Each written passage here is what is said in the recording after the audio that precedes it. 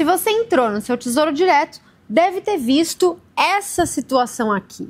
Rendimento dos títulos de IPCA+, a IPCA mais 8,07%. Meu Deus do céu! Marília, IPCA mais 8, vale a pena investir? E por que essa taxa está tão alta? Vamos falar sobre isso.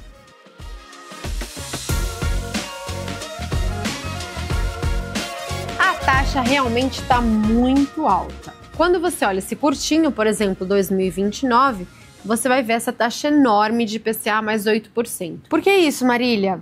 Ora, porque é um título muito curto, né? Um vencimento 2029, então ele pega um período onde a Selic ainda vai estar muito alta, com uma inflação que no curto prazo ainda vai estar muito baixa, embora o mercado coloque aí uma perspectiva de aumento.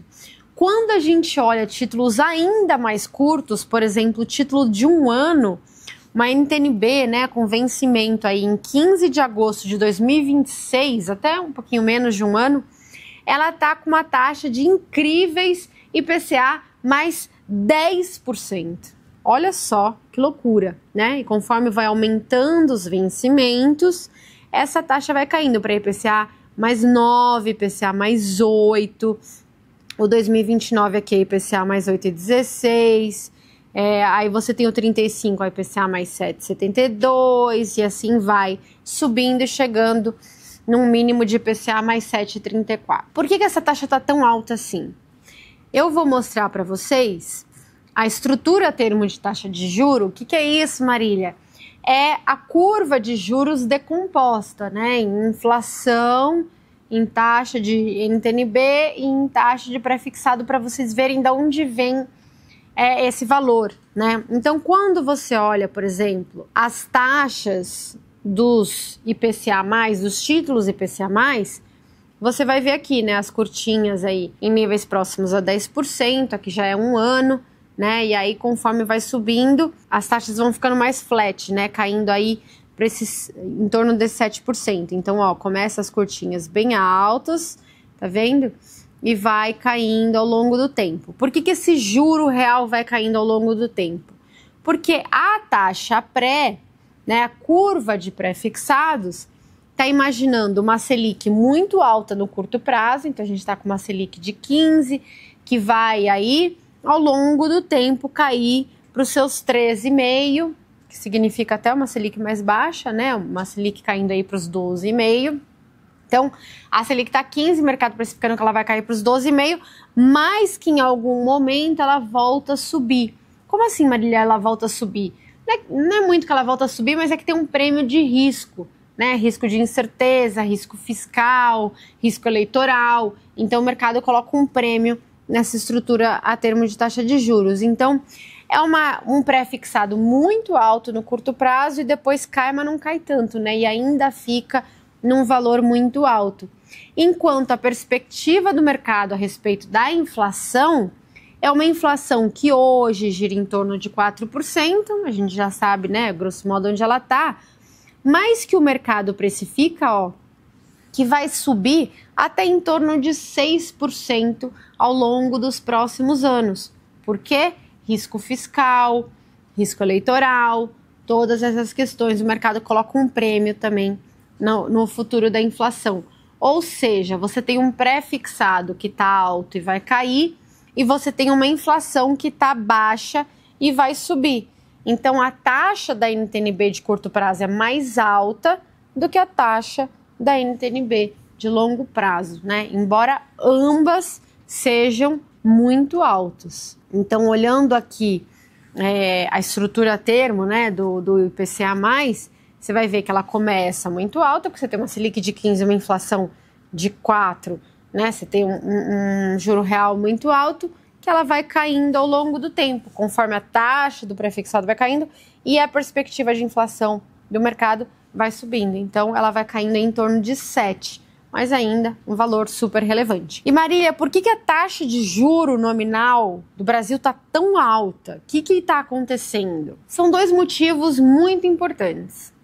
Primeiro é a questão fiscal, né? A gente tem um risco fiscal importante, a gente vê do jeito que está hoje a nossa dívida PIB entrando numa trajetória ainda crescente, talvez explosiva se não for contida, né? Precisamos muito de um superávit primário que estabilize a dívida PIB, mas não temos nenhuma perspectiva de uma mudança no arcabouço fiscal, de uma contenção de gastos suficiente para gerar um superávit primário de 1,5% do PIB. Então isso gera um risco de inflação, de aumento dos gastos e inflação.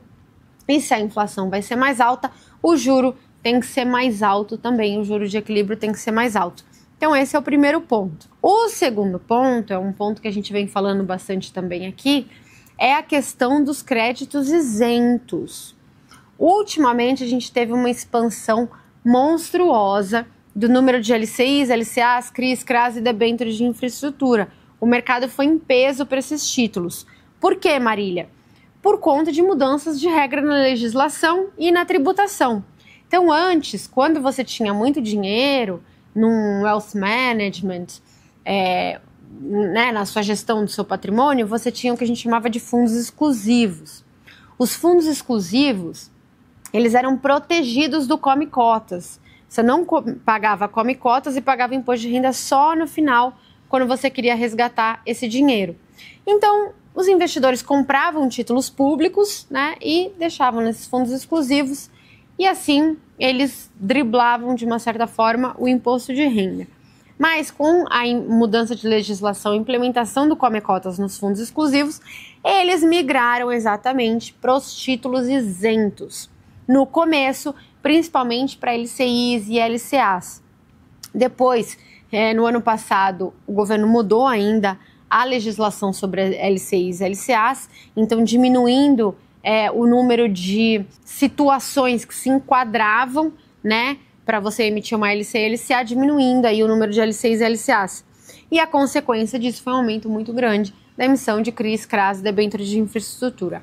Além disso, com a discussão da 1303, né, da tributação dos títulos isentos, muitas empresas também correram para ir emitir CRIs, CRAs e debêntures de infraestrutura para não entrar na tributação a partir de 2026, caso fosse aprovada a 1303. Isso também aumentou ainda mais a demanda por títulos de crédito isentos, concorrendo com as emissões de títulos públicos do Tesouro. Então saiu até uma notícia na Folha falando exatamente isso, né? Falando que o Tesouro estava enfrentando uma dificuldade muito grande de colocar os seus títulos no mercado, porque todo mundo queria os isentos que não pagavam imposto de renda, uma vez que a taxa de juros estava altíssima.